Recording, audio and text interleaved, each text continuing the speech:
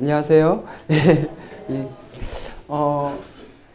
저는 남상주교회에서 주님을 섬기고 있는 서희주 형제라고 합니다. 저 북부교회가 이제 처음입니다, 사실. 예, 처음 방문했고요.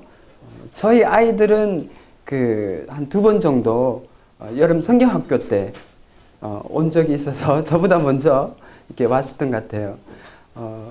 그래서 조금 낯설긴 하지만 아까 이렇게 돌아보면서요, 참 아담하고 좋더라고요. 근데 많이 빚어보시다고 이렇게 얘기를 들었습니다. 그러면 오늘 저희 말씀은 저희 구원 간정과 또 사역이라 그러기엔 좀 부끄럽지만 사역 간정을 하고, 만약에 시간이 조금 남는다면 한 말씀, 준비한 말씀 중에 하나라도 좀 간략하게 그렇게 하도록 하겠습니다. 먼저, 저는 이제 2 아이의 아빠인데요. 제가 어렸을 때, 1학년 때인가요? 초등학교 1학년쯤 나이가 되었을 때 기억나는 게 있습니다. 그 기억이 항상 잊혀지지가 않는데요. 이제 여름 밤이었는데 부모님이 이제 건방에 주무시고 저도 이렇게 아마 만화책 같은 걸 보고 있었던 것 같아요. 그런데 그 만화 내용이 이제 사람을 죽이고 막 이런 내용이었어요. 무덤에 들어가고 뭐 그런 내용이었습니다. 그런데 그 어린 나이에 사람이 죽는구나라는 것을 생각했던 것 같아요. 그러면서 너무 허무한 거예요. 야, 사람이 왜 죽어야 되지? 그럼 옆에 누워 계시는 어머니도 돌아가시겠네? 그리고 끝이야? 이런 생각이 들었어요. 근데 나중에 알아보니까 저만 그런 게 아니더라고요. 어릴 때라도 그러한 죽음에 대한 생각을 한다고 하더라고요. 뭐 이어령 씨라든지 우리 모임의 헌유 견자님 같은 분도 그런 경험을 하셨다고 하더라고요.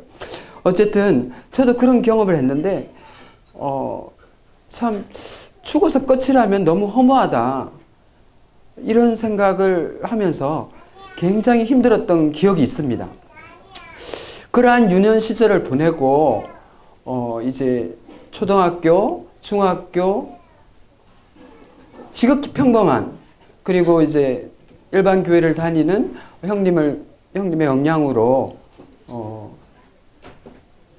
주일학교 같은 곳에 나가기도 하고요. 그러한 평범한 생활을 했던 것 같아요.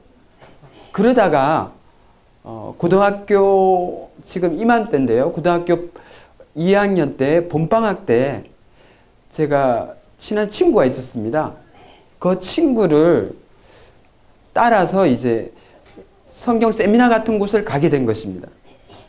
그게 이제 한 5일, 6일 정도 길게 하는 성경 세미나였거든요.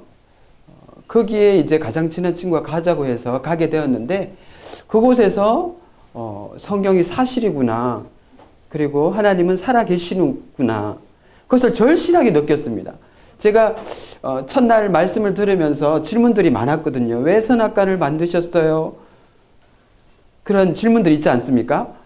그러한 질문들이 참 많았는데, 이 말씀을 다 듣고 나니까요, 그 질문들을 할 필요가 없어졌어요. 성경에 다 그게 질문들에 대한 답들이 나와 있더라고요.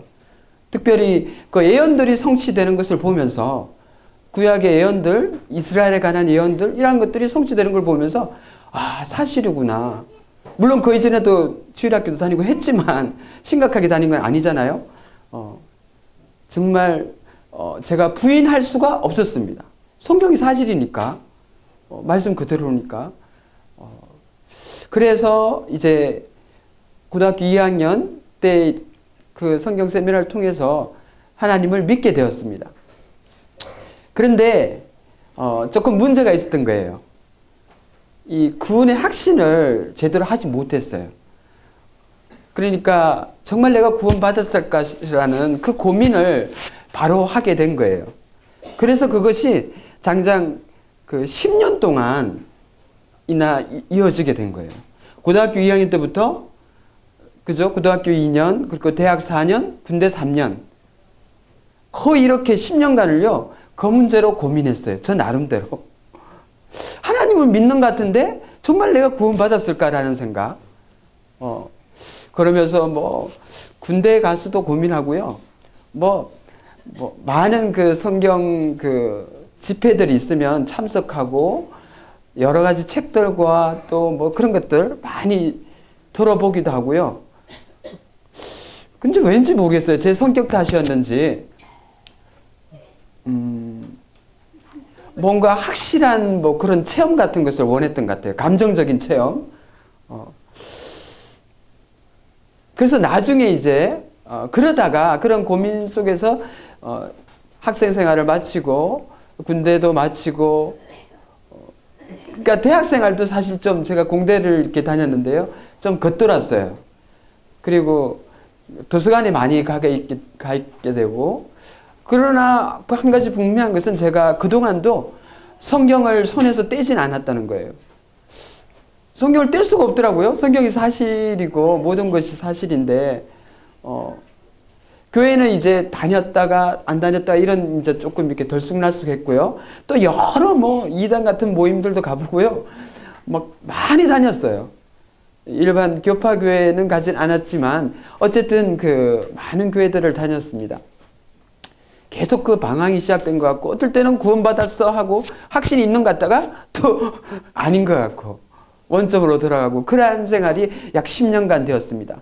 그러다가 대학을 졸업하고 제가 공대를 졸업했지만 제 적성에 좀 맞지 않아서 그 일을 한 건 오래되지 않았고요. 이제 전공에 관한 일을 한 것은 오래되진 않았고 어쨌든 첫 직장은 제가 그 학습지 교사로 이제 직장 생활을 했거든요. 아실 거예요. 뭐 구문 수학이라는 그런. 예, 그래서 그것을 이제 한 몇 년간 했었거든요. 근데 거기에서 한 분을 만나게 된 거예요. 그분은 이제 공대 대학원을 다니면서 이 직장 생활을 하시는 분인데 그 아실지 모르겠습니다. 그 대학교 선교 단체들이 있는데 내비게이터라고 혹시 들어보셨는지 모르겠습니다. 이제 내비게이터의 직장에 소속된 분이었어요. 그러면서 이제 저하고 가까워지게 됐고 저를 내비게이터 선교회로 이렇게 그날이 첫 이제 소풍 가는 날이었는데 같이 가지 않겠냐 해서 가게 되었던 것입니다. 가게 되어 가지고 그곳에서 이제 성경 공부를 다시 시작하게 된 거예요. 물론 다 아는 복음 말씀이었고 성경 말씀이었지만 제 고민을 말씀드리고 거기에서 이제 리더를 이렇게 붙여주시거든요. 그래서 1대1로 성경 공부를 하게 돼 있습니다. 그러면서 제가 이렇게 워낙 이 문제에 그 고생을 하다 보니까 날짜를 기억하더니요. 94년 5월 3일로 기억하고 있습니다. 94년 5월 3일 날 그 성경 공부하는 그 형제님이라고 할까요? 형제님의 그 방에서 그 집에서 구원의 확신이라는 교재를 가지고 내비게이터 교재를 가지고 공부하면서 예수님을 영접하게 되었습니다. 물론 다 알고 있었던 거죠. 너무나 많이 봤던 거고. 그런데 제가 어떤 감정적인 체험이나 이런 것을 많이 생각했던 것 같아요. 그래서 정말 확실한 거 뭐 이런 것을 기다렸던 것 같아요. 그런데 나중에 이제 알고 보니까 말씀에 근거해야 되는데 제 감정에다가 구원의 확신을 가지려고 했더니 제 감정이 흔들릴 때마다 제 구원의 확신은 있다가 없다가 이렇게 한 거였어요. 너무나 간단한 거였어요. 그런데 왜 그렇게 10년 동안 방황을 했을까라는 참 생각을 하게 되었습니다. 그러면서 이제 그렇게 구원을 확신하고요. 이제 내비게이터 생활을 좀 한 2년 정도 하게 됐던 것 같아요. 그래서 직장, 뭐 학생들, 직장인들은 같이 이렇게 합숙 생활을 하거든요. 그래서 그 아파트에서 내비게이터 형제들과 함께 모임 생활을 했습니다. 물론 그때는 이제 내비게이터 형제들끼리 모여서 이제 예배를 보게 됐고요. 그래서 그곳에서 많이 배웠습니다. 이 경건의 시간 같은 것도 그곳에서 배웠고 같이 함으로써 여러 가지 많은 것들 지금 생각해 보면 많은 도움들이 되었던 것을 기억합니다. 그런데 이제 한 약 2년 정도 생활하다 보니까 한 가지 의문이 또 떠올랐어요. 어떤 의문인가 하면은 좀 갈등이 생긴 거죠. 이전에 10년간 군의 학식 문제로 방황했다면 이제는 참된 교회는 어느 교회일까라는 그런 생각이 든 거예요. 그러니까 성경 속에 교회가 있는데 정말 성경적인 교회는 어디일까? 내비게이트에 있는 형제들이 그런 고민들을 많이 하거든요. 왜냐하면 같이 모여서 주일날 예배는 하지만 온전한 예배라고 하기에는 조금 아쉬운 것이 있고, 그래서 뭐 본인이 속해 있는 교회에 가서 예배를 보고 또 와서 보고 이런 형제들도 있고 또 여러 문제가 있는데 뭐 CCC나 여러 선교 단체가 있지만 항상 그 문제들이 사실 쉽지 않은 문제인 것 같아요. 큰 의미로 보면 그것도 교회라고 할 수 있지만 어쨌든 그런 고민이 저에게 오게 되었습니다.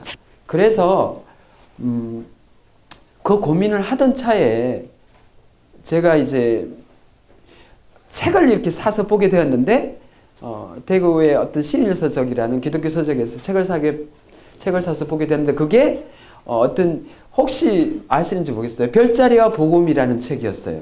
조그만 책이었는데 그 책이 이제 우리 모임 쪽에서 미션하우스 거기에서 나온 책이었어요.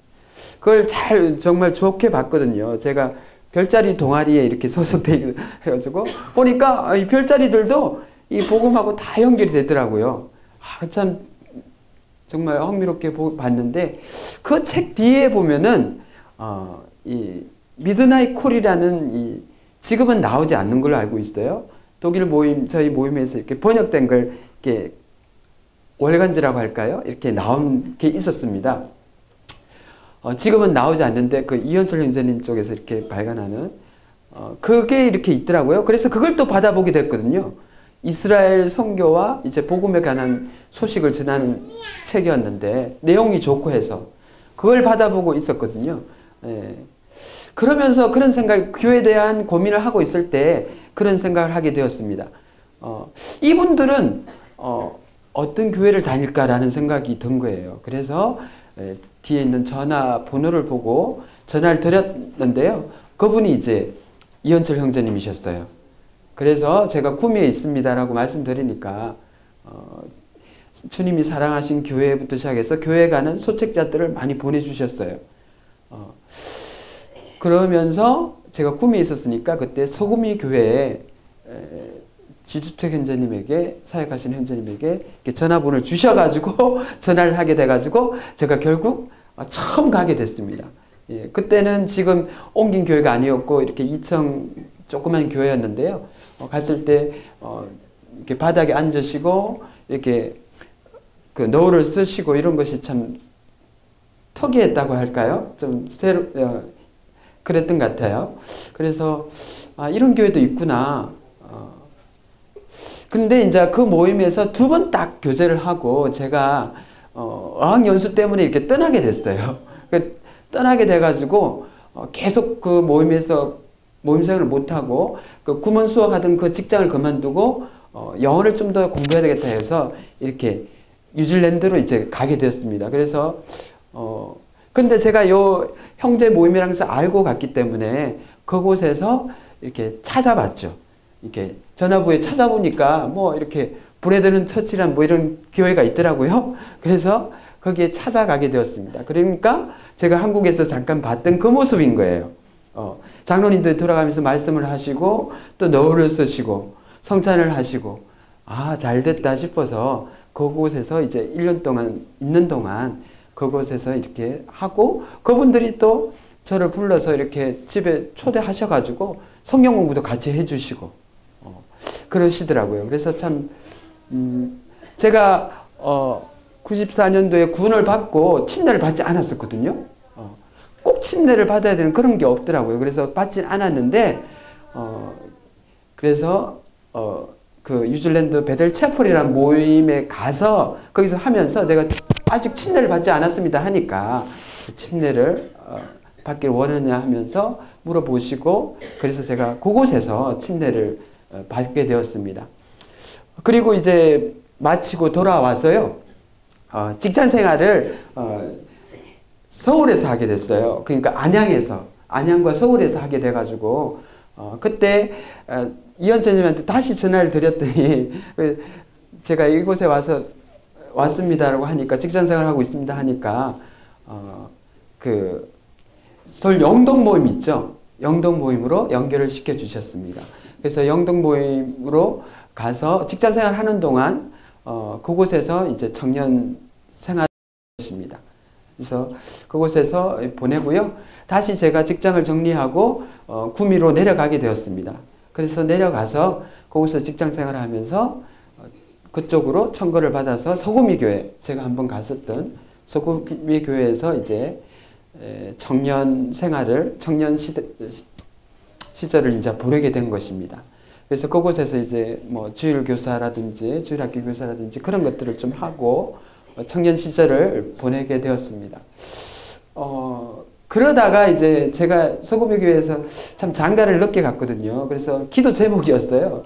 이 서희정제를 장가 보내야지 밑에도 일 보낼 텐데 이 차가 밀려 있으니까. 그래서 참 차에 가서 현재님의 손을 잡고 아마 부부교회는 기억이 없는데 서울 쪽에 어느 모임도 오고 저 부산부터 저 남원 하여튼 많이 돌아다녔습니다. 저 기차 타고 안에서 식사하면서 어쨌든 많이 돌아다녔던, 결국 주님께서 청년 시절 때 제가 이렇게 딱 붙잡고 있던 말씀이 있었던 것 같아요. 그게 뭔가 하면은 마태복음 6장 33절 말씀이었어요. 너희는 먼저 그의 나라와 그의 일을 구하라. 그리하면 이 모든 것을 다 하시라는 그 말씀이 제가 참 좋아했고 붙잡고 있었던 말씀이었는데, 이 10년 그렇게 결혼을 하지 못하고 뭐 그랬을 때 집에서는 이제 아직 구원받지 않으신 부모님들은 선을 보게 하게 하시려고 하고 선을 봐야 되지 않겠냐 이런 말씀도 하시고 하는데, 그 말씀이 있었기 때문에 제가 차마 그러진 않았던 것 같아요.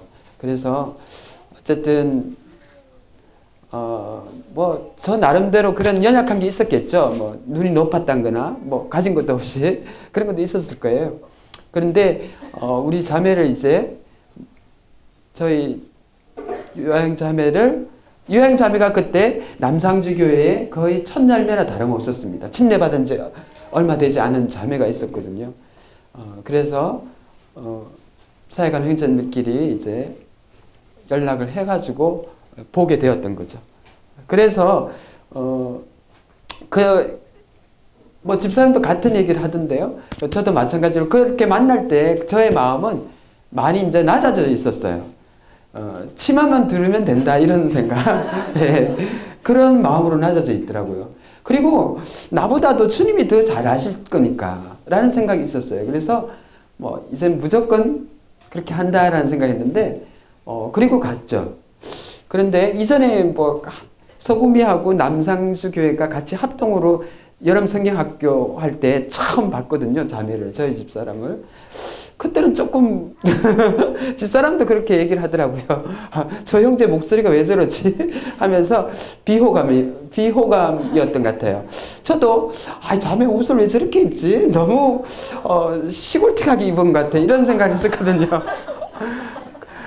그런데 서로 그럼 별로 뭐 그냥 그렇구나 이렇게 했는데, 두 번째 이제 선을 보러 이렇게 제가 남상주에 갔었거든요. 그때 왜 그렇게 아름다운지 자매가 정말 아름답더라고요. 그러니까 하나님께서 그렇게 하신 것 같아요. 그래서 그 마음을 낮추니까 주님이 소개시켜주는 자매가 최고입니다라는 생각이, 그런 마음이 드니까 그랬던 것 같아요. 어쨌든 그래서 자매를 만나고 서구미교회를 이제, 사실 서구미교회에서는 제가 자매를 데리고 올 줄 알았어요. 그런데 완전히 배신한 게 된 거랄까요? 그래서 많이 실망하셨다고 하시더라고요. 나중에 들어보니까. 사실 남상주교회가 806에서 개척이 돼가지고 많이 연약했거든요. 그래서 거기에 있는 것이 더 하나님의 뜻이 아니지 않겠냐 이런 분별을 하게 돼가지고 제가 남상주 교회로 이제 가게 되었습니다. 그래서 지금 큰아이가 이제 중학교 1학년 되니까 14년, 13년 정도 있었던 것 같습니다.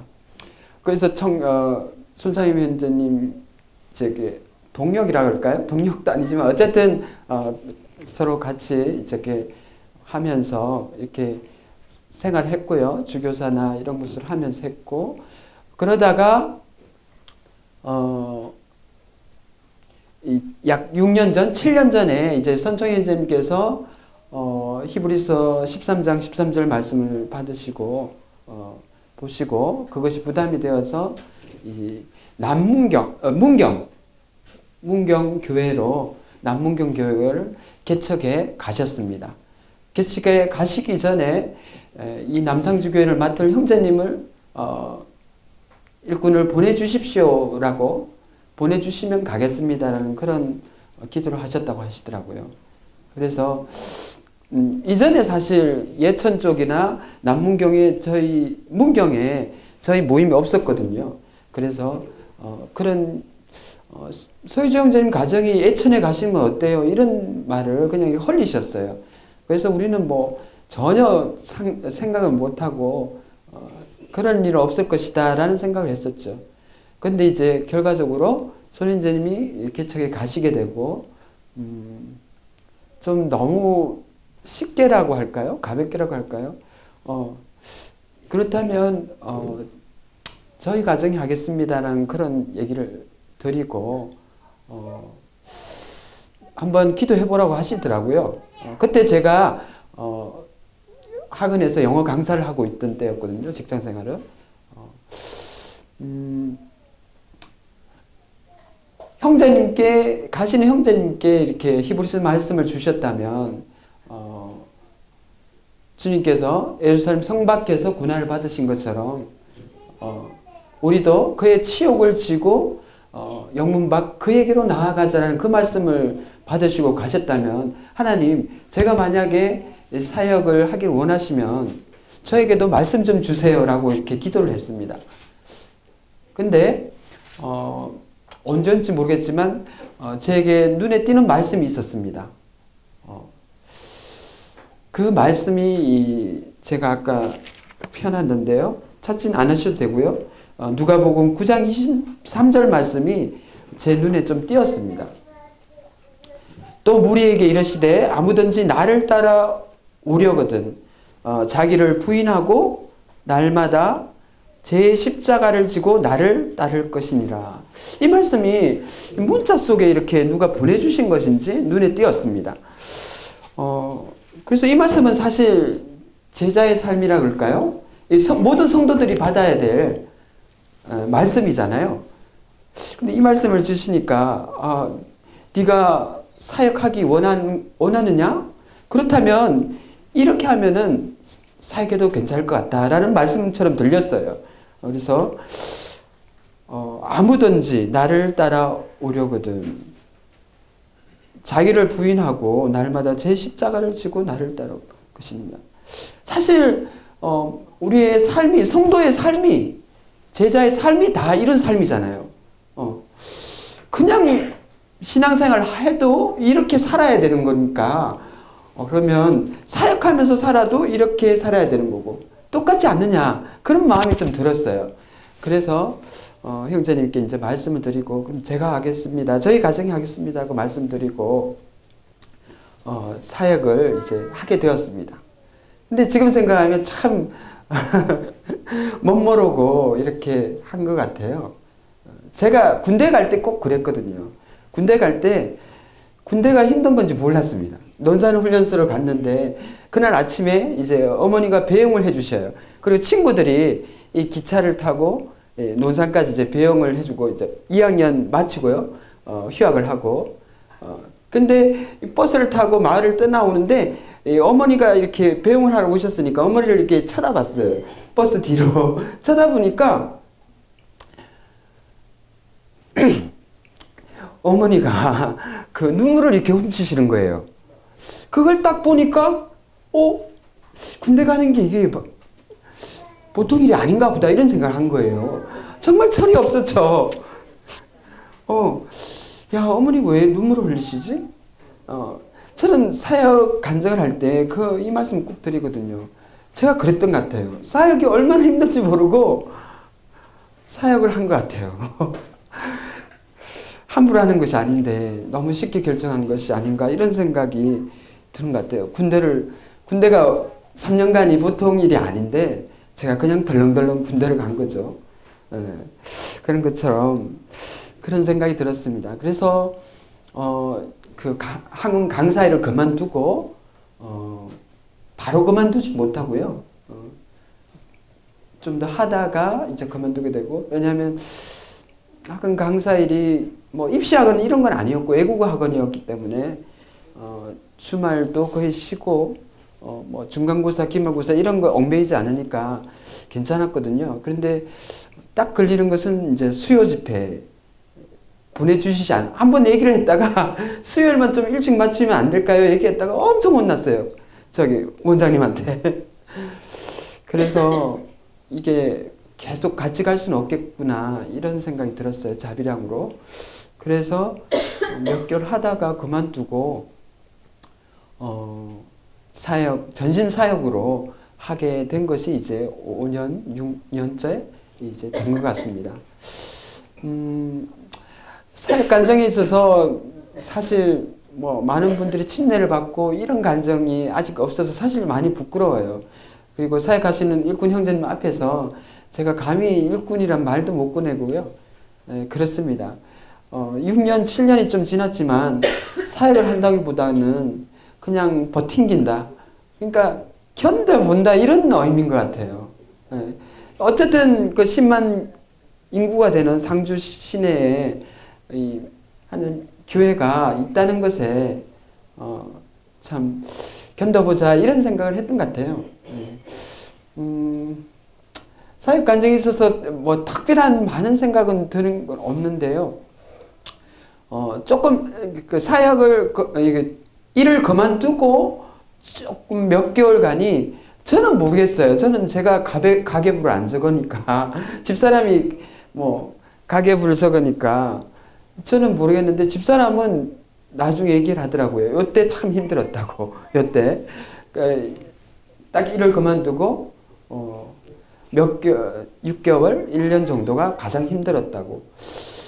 그래서 저는 사실 이제 학원을 그만두고 영어 가해를 하려고 가해하면서 하면 되겠다. 시간도 이렇게 좋으니까 그런 생각을 했었는데 영어를 많이 하니까 영어를 좀 피하고 싶은 그런 생각이 생기더라고요. 그래서 가해는 하지 않고 다른 일 할 게 없을까 이런 자비량으로 딱 생각나는 게 그거더라고요. 뭐겠습니까?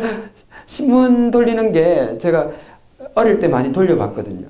그래서 신문을 돌려보자 해가지고 신문을 뭐 조선, 중앙 이런 몇백 부를 이렇게 돌리게 됐어요. 왜냐? 새벽에만 나가면 오전, 오후 자유로우니까 그런 생각을 했거든요. 야, 그런데 그게 쉽지가 않더라고요. 새벽에 몇백 부를 오토바이 이렇게 싣고 무겁거든요. 그리고 제가 이제 제 건강에 있어서 제가 간이 그렇게 좋은 상태가 아니었거든요. 그래서 그 남원의 서복주 내과에 이렇게 막 3개월에 한 번씩 가기도 하고 그랬어요. 그 간은 또 많이 피곤하면 안 되잖아요. 그런데 제가 아마 신문을 돌리면서 새벽 일찍 돌리고 그러면서 좀 가루를 했던 것 같아요. 그래가지고 갑자기 이렇게 그 빙글빙글 돌고 이런 거 있잖아요. 토하고 싶고. 근데 제가 그래서 저희 어머님이 이제 소천을 하셨는데 그 암으로 이렇게 소천을 하셨거든요. 그때 어머니 뵀던 그 정상들하고 똑같은 거예요.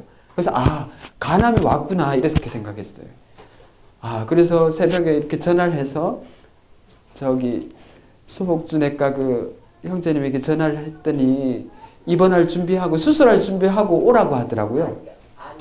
예, 수술할 준비를 하고 오라고 해서 그래서 아이들 학교 보내지 않고 조퇴를 시키고 보내지 않고 장인어른 차를 타고 집사람하고 가족들 전부 다 남원을 가는 거예요.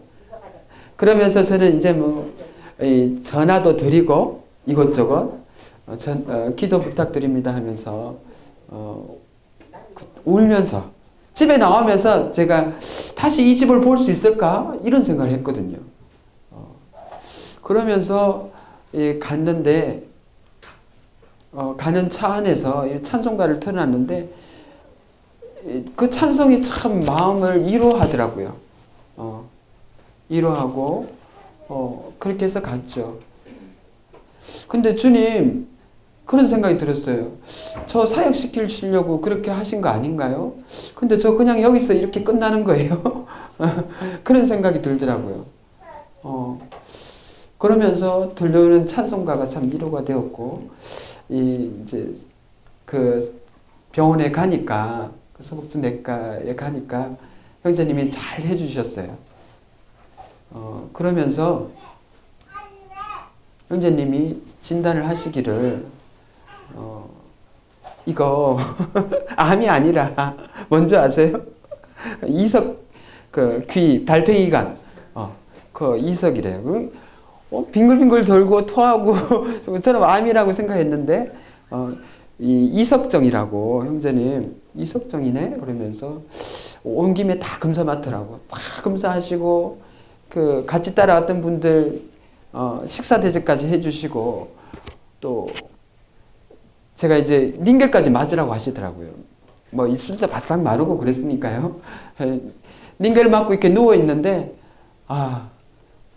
형제님이 들어오셔서 이주 형제 그 연락이 왔는데 그 상주에서 다녔던 그 병원에 연락이 왔는데 그 검사 혈액 검사한 결과가 나왔는데 항체가 생겼네 이렇게 얘기하시는 거예요.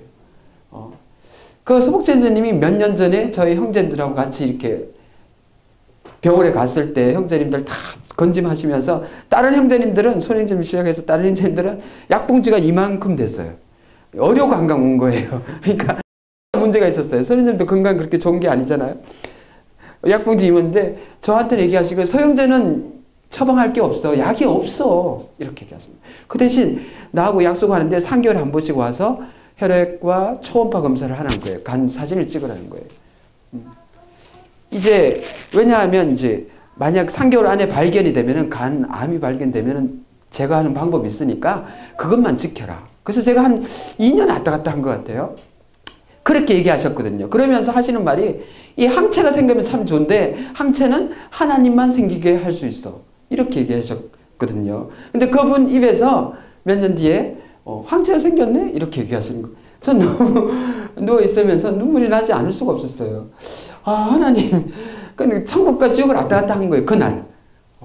저는 집을 다시 볼 수 없다고 생각했었는데 항체까지 생겼다고 하니까 너무 좋은 거예요. 그 이 항체란 게 이 간이 안 좋으신 분들은 애인 같다고 하는 거거든요. 이 항체가 생기면 너무 좋다고 하는 거거든요. 그래서 이제 처방을 이제 되는 거예요. 그래서 처방까지 하고 이거는 항체를 도와준 거니까 지금까지도 그 약을 먹고 있습니다. 한 달에 하나씩 먹는 건데 그래서 하나님께서 이렇게 너희는 먼저 그의 나라와 그 의를 구하라. 그래야면 이 모든 것을 다 하시라. 하나님의 사랑을 정말 참 느낄 수 있었던 그때 그 일이었던 것 같아요. 예. 그러면서 1년, 2년, 3년, 4년 이렇게 또 자비랑을 했습니다. 신문 돌리는 것은 이제 그만두고요. 그 장애아동 활동 도우미 일이란 게 있어요. 그것이 오전과 오후에 아이들 등하교 이렇게 데려주는 게 있습니다. 제 차로. 그 일이 딱 적당하더라고요. 사역과 더불어서 할 수 있는 그 일을 제가 재작년 CTI 그리스도 훈련을 가기 전까지 그 일을 했거든요. 그러면서 사실 그 굉장히 그 힘든 상황이었어요. 사역을 계속 해야 되느냐 말해야 되느냐 그런 성도들의 삶은 변하지 않는 것 같고 새로운 영혼은 침례받는 영혼들도 없는 것 같고 그런 힘든 가운데 참 누군가 다른 분이 와서 사역을 했으면 좋겠다 이런 생각을 할 때도 있었거든요. 집사람하고 상의를 하면서 야 내년도 올해와 같으면 이건 우리가 사역을 내려놓는 게 좋겠다 이런 생각이 들었더라고요. 그러던 중에 어떻게 해야 되나 하는 중에 이제 CTI 그 안내서를 보고는 집사람과 제가 한번 여기에 다녀오는 것이 좋지 않겠냐. 집사람이 강단에서 제 말씀을 가장 많이 듣잖아요. 공부 좀 해야 되겠다 이런 충고도 있고 또 저 역시 한계를 느꼈습니다. 말씀에 대한 한계. 그러다 보니까 그러니까 이전에 10년 전에 손창희 원장님 사역하실 때 가고 싶었거든요. 좀 가고 싶었어요. 근데 직장을 그만두고 갈 수가 없잖아요. 아이들도 어렵고. 그래서 못 갔고 그런데 이번에는 좀 다녀와야 되겠다는 생각이 들어서 주님께서 이렇게 가라고 하시는 것 같았어요. 그래서 재작년에 이제 그리스도 훈련을 다녀왔습니다. 여기 혜성 형제 또 백성희 형제 부부 같이 이제 19기에 같이 공부하게 됐거든요. 그래서 그곳에서 또 뭐 헬라나 히브리어 뭐 제가 이전에 배우지 못했던 그런 것들을 이렇게 좀 많이 배우게 되었습니다. 물론 그곳에서의 삶도 배우는 것들이었죠. 청년들이 참 저희 기수 때 많았습니다. 같은 청년들과 한 방을 사용하면서 섬김을 받기도 하고 근데 청년들을 제가 섬기지는 못했던 것 같아요. 거의 도서관에 이렇게 이런 생각을 하고 왔거든요. 열공하려고 왔다는 그런 생각이 있었거든요. 지푸라기라도 잡고 싶은 심정이었기 때문에 청년들하고 많은 교제를 나눠주지 못했던 게 참 아쉬웠던 것 같습니다. 오히려 청년들의 섬김을 받고 제가 졸업하게 됐던 것 같아요. 그리고 이제 작년이죠. 이제 시타에 돌아와서 그 자비량으로 다른 일을 하지 않고 생활하게 되었습니다. 이곳저곳 개인적으로 혹은 교회적으로 이렇게 후원하신 분들이 조금 계셨거든요. 그래서 일단은 숨을 좀 돌리고 어떻게 할 것인지 하면서 그 다른 일을 하지 않고 자비량을 하지 않고 이렇게 생활을 하게 되었습니다. 그러면서 이곳저곳 그 사실 지금도 이제 공부하는 게 있는데 대구까지 왔다 갔다 하면서 하는 그런 이 초교파적으로 하는 공부가 있습니다. 그런 공부를 하면서 이제 곧 2월 달에 졸업하게 되고요. 또 다른 뭐 선교단체나 이런 곳에 이렇게 가서 배우고 또 여전히 그렇게 하고 있습니다. 그동안에 이제 모친 한 분께서 이제 재작년에 침례를 한 번 받으셨고요. 지금 교회 성도들은 뭐 얼마 전에 그 2월절 만찬 그 말씀을 전했는데 꼭 그 정도 된다고 생각하시면 돼요. 예수님과 제자들의 숫자 아시죠? 그 정도 아이들 5 정도 성도 자녀들 그리고 한 가정으로 5가정 되지만 저희 가정, 장인어른 가정 그리고 아내 안 믿으시는 형제님 가정 또 아들하고 사시는 모친님 가정 그렇게 해서 한 5가정 정도 20명 채 되지 않습니다. 그래서 물론 청년들은 거의 없고요. 저기 모친님, 부친님들 그리고 이제 아이들 그리고 저희들 이렇게 있습니다. 올해가 좀 기대가 돼요. 또 어떻게 주님께서 인도하실지 제 사역에 있어서 이러한 것들을 이제 제가 말씀드릴 수 있고요. 그 기도 제목을 나누기를 원합니다. 근데 기도 제목 나누기 전에 제가 잠깐 말씀 한 구절만 말씀드리겠습니다. 요한복음 15장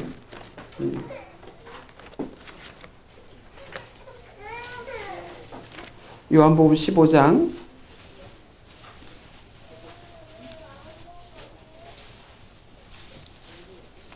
9절 10절 두 절만 보시겠습니다.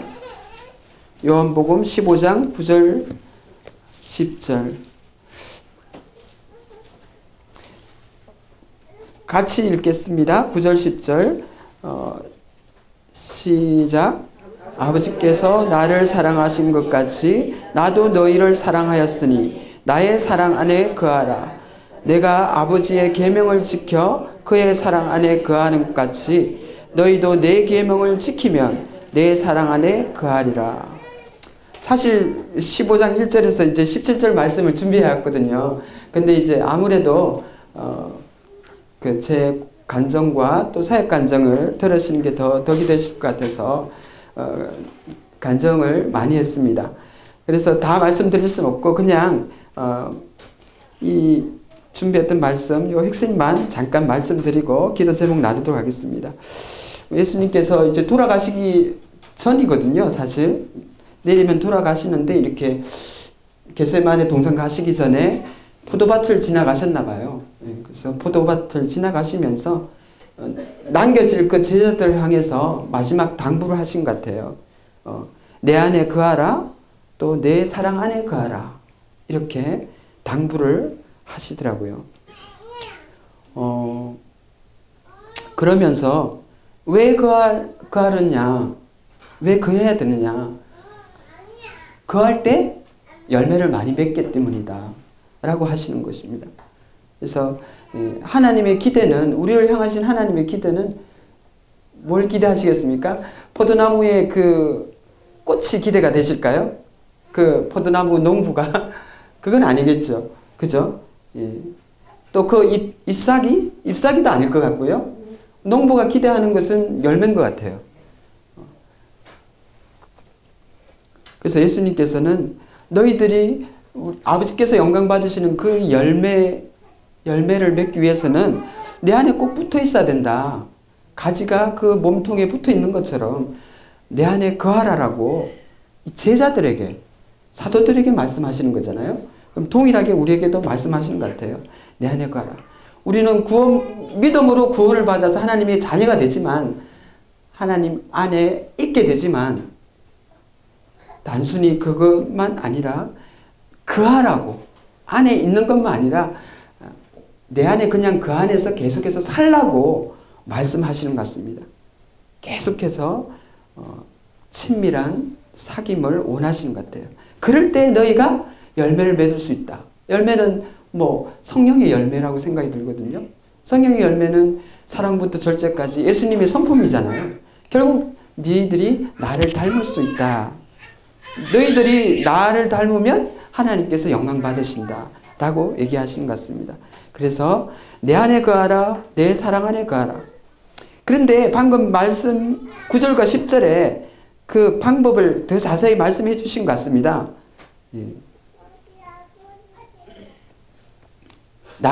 아버지께서 나를 사랑하신 것 같이 나도 너희를 사랑하였으니 나의 사랑 안에 거하라 라고 말씀하시거든요.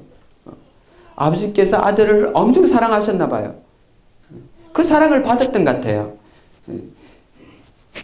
고기도 먹는 사람이 먹을 수 있는 것처럼 사랑도 많이 받은 사람이 사랑을 잘하지 않겠나 이런 생각이 듭니다.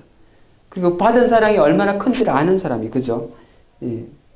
그러니까 아들도, 예수님께서도 창세전에 아버지와 나눴던 그 사랑이 너무나 컸기 때문에 나도 이들을 그렇게 사랑해야지 하셨던 것 같아요. 그렇다면 너희들은 똑같이 그런 것 같이, 너희들 내 사랑 받았지? 내가 너희들 방금 발 씻어줬지?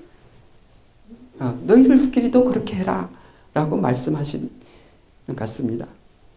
그리고 그 사랑 안에 거하기 위해서는 결국 어떻게 해야 되느냐, 10절에 내가 아버지의 계명을 지켜서 그의 사랑 안에 거하는 같이. 아들이시지만,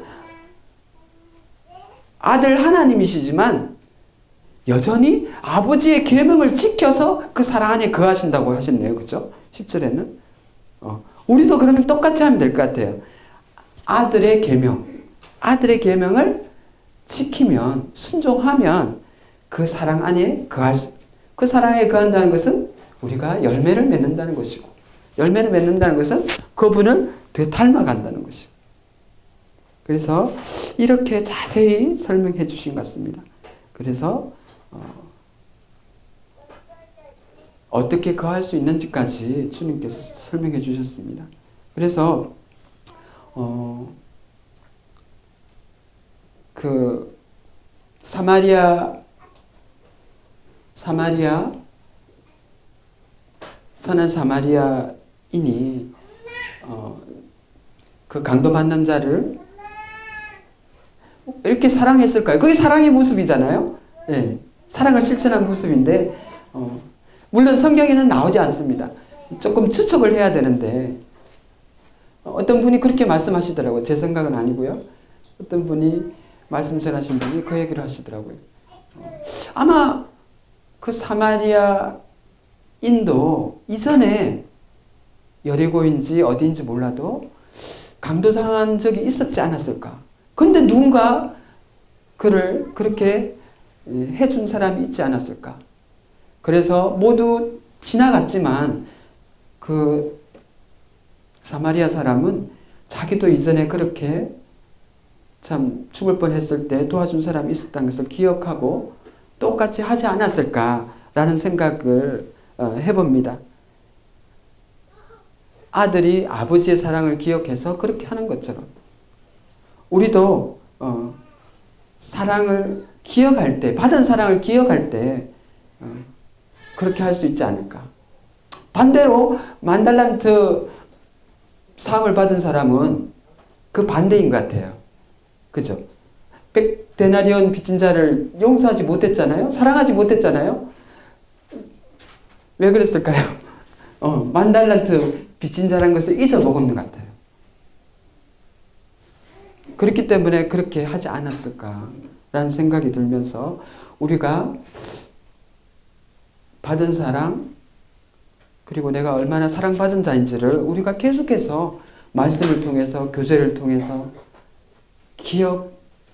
그러니까 그 사랑 속에 푹 잠겨 있어야지만이 우리가 그분 안에 사랑을 순종함으로써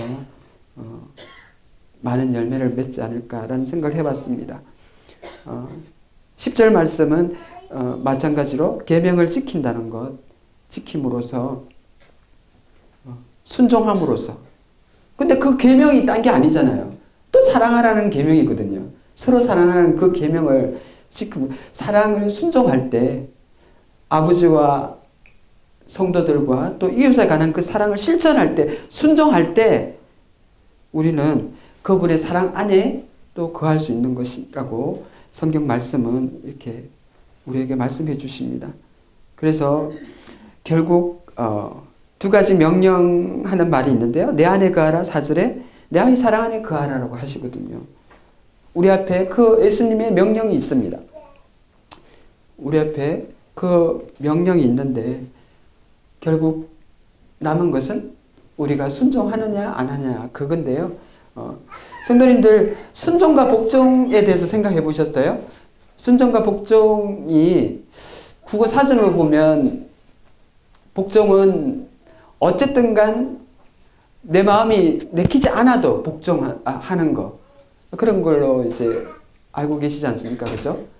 근데 순종은요, 마음에서도 우러나와서 거의 행하는 거. 그것을 순종이라고. 그래서 성경 속에 보니까 뭐 언어로는 여러 가지 뜻이 있고요. 순종으로 썼다가 복종으로 썼다가 이렇게 있더라고요. 그래서 사실 복잡해요. 이제 그런 생각 하지 않고 단순히 국어 사전 뜻으로 한다면 즐거이 복종하는 것이 바로 순종이라고 생각하면 좋을 것 같아요. 즐겁게 우러나서 즐거이 행하는 것이 순종이다.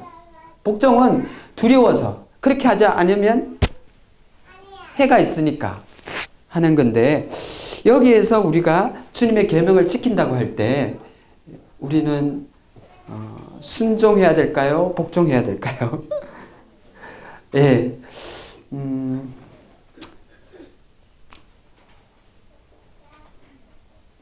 그런데 예를 들어서 부모가 아이들을 사랑할 때 그것은 순종할 수 있는 거잖아요. 아이들을 사랑하라고 했을 때. 왜? 그 내리사랑이니까요. 그죠? 그거는 자연스럽게 할 수 있는 거잖아요. 그리고 나에게 잘해주는 사람, 나를 사랑하는 사람, 나의 친구를 사랑할 수 있는 건데 그것은 힘든 게 아니잖아요. 그죠? 그런데 예수님께서 이렇게 사랑하라고 하신 것은 사실 그렇게 자연스럽게 사랑할 수 있는 것이 아니라 말씀에도 있는 것처럼 너희를 사랑하는 자를 사랑하면 그것이 바리새인과 똑같지 않느냐. 악인도 자기 자녀를 사랑한다.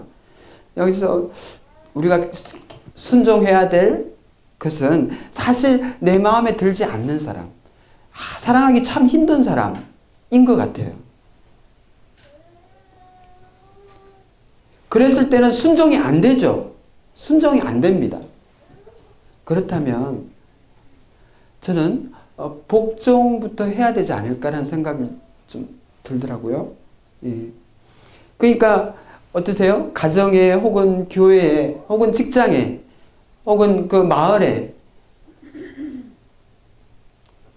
자매님들 마음에 드시지 않는 정말 보기 싫은 그런 사람이 혹시 있진 않는지요? 내가 먼저 다가가서 인사하고 싶지 않는 사람, 나를 막 이렇게 찌르는 것 같아서 싫은 사람, 그런 사람이 있을 때 어떻게 해야 됩니까? 순종할 수 있습니까? 순종 잘 안 되잖아요. 근데 복종이란 말을 가져오면은 저는 그렇게 생각했습니다. 우리가 복종부터 시작하면 된다고. 복종부터. 그때 계속 복종하다 보면은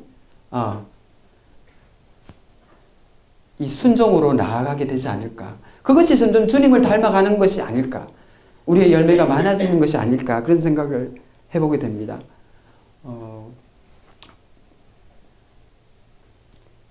정말 저 사람 싫어 라고 하지만 내 마음에 가서 먼저 다가가서 인사하고 싶지 않습니다. 그런데 주님이 여기 보니까 사랑하라고 하셨네요. 주님 말씀에 그렇게 돼 있으니까 제가 먼저 다가가겠습니다. 라고 한다면 그게 복종인 거예요. 그죠? 그게 복종인 거예요. 저는 또 그렇게 생각했거든요. 그건 속과 겉이 달라. 난 최소한 바리새인과 같이 속과 겉이 다른 이선적이건 쉽지 않아. 라고 하면서 나 정말 먼저 갈 수 없어 해서 그냥 지나가 버리는 거예요. 자, 저도 그런 적이 많거든요. 나 정말 정직하고 싶어요. 솔직하고 싶어요. 나 정말 당신하고 말하고 싶지 않습니다. 라고 그냥 가는 거예요. 자매님하고 형제님하고 말하고 싶지 않습니다. 라고 가버린다면. 그런데 말씀을 보니까 사랑하라고 하셨으니까 제 마음은 사실 좀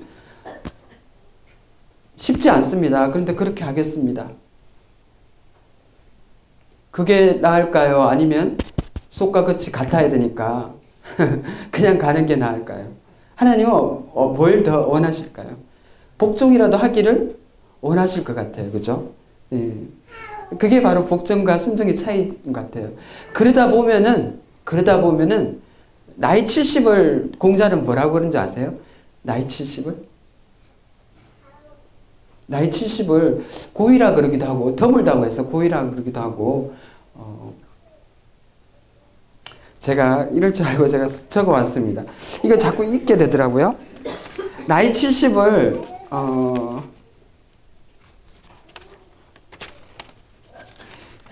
좀 길어요. 70이요.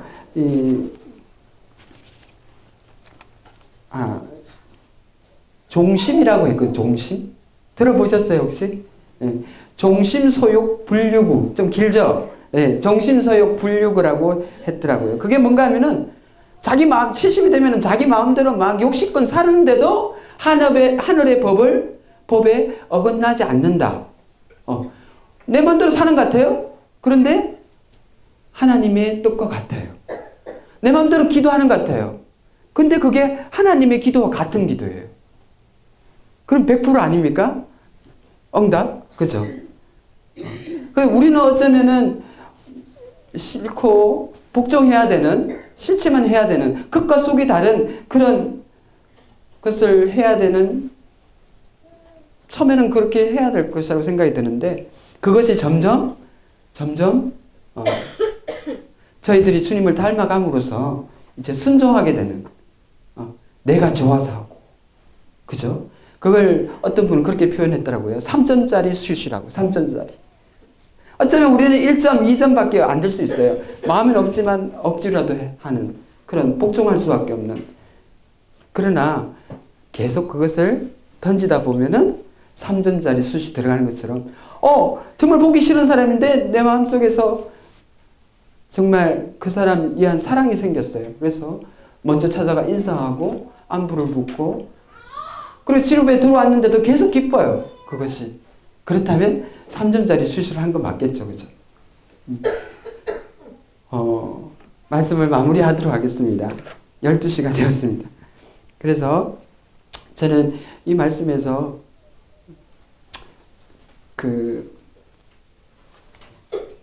전라도 고창에 가면은 그 한 나무가요. 포도나무가 있는데요. 혹시 포도농사 지으신 분 계세요? 포도농사 한 나무에 한 주라 그러는데 한 주에 몇 송이의 포도가 달릴까요? 예? 예, 잘하시네요. 50송이 혹은 60송이가 들린답니다. 저희 교회에도 포도농사 지으신 분이 있어요. 매년 좀 잘 안 돼가지고 안타까워하시는데 50송이 내지 60송이가 달리는데요. 그 전라도 고창의 어떤 농부의 집에 그 포도원에 가면요. 한 나무가 있는데 몇 송이 달릴 것 같아요? 한 알아맞혀 보세요. 100송이? 예. 조금 더 올리시면 300송이? 놀라지 마세요. 3000송이. 아이, 거짓말이지. 이렇게 생각하실 거죠. 제가 유튜브에 담아왔는데요. 3000송이다. 그래서 그 포도나무 이름을 대표님이라고 적었대요. 대표님. 우리 중소기업은 닮았어요. 대표나무입니다. 대표님. 근데 그 비결이 뭔지 아세요? 한 나무에 어떻게 이렇게 가지가요. 쫙 동서남북으로 그 포도원에는 많은 나무가 없어요. 몇 개만 있어요. 근데 한 나무에 가지들이 얼마나 뻗어나갔는지. 그리고요. 또 다른 비결은 본래 그 뿌리 생장력이 좋은 나무가 있고요. 거기에다가 접을 붙이는 거예요. 그리고 열매를 잘 맺는 그 나무를 또 접을 붙이고. 그래서 그 가지들이 계속 뻗어나간 거예요. 그래서 3000송이. 그래서 아마 지금은 기네스북에 올랐을 것입니다.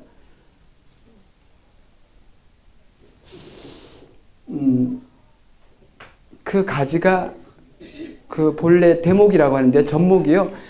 딱 이렇게 날카로운 칼로 잘라서 딱 연결시켜가지고 공기가 안 들어가도록 단단히 매야 됩니다. 접목을 시킬 때요. 그렇게 해야지만이 몸통 속에 있는 그 양분이요. 그쪽으로 흘러가게 됩니다. 우리가 말씀에 있는 것처럼 우리를 가지라고 하셨잖아요. 그래서 농부는 여기 포도꽃도 아니고 포도잎도 아니고 열매는 가지에만 열리잖아요. 참 우리가 책임이 큰 것 같아요. 우리 전부 다 가지인데. 그리고 농부는 그 포도 열매를 위해서 있거든요.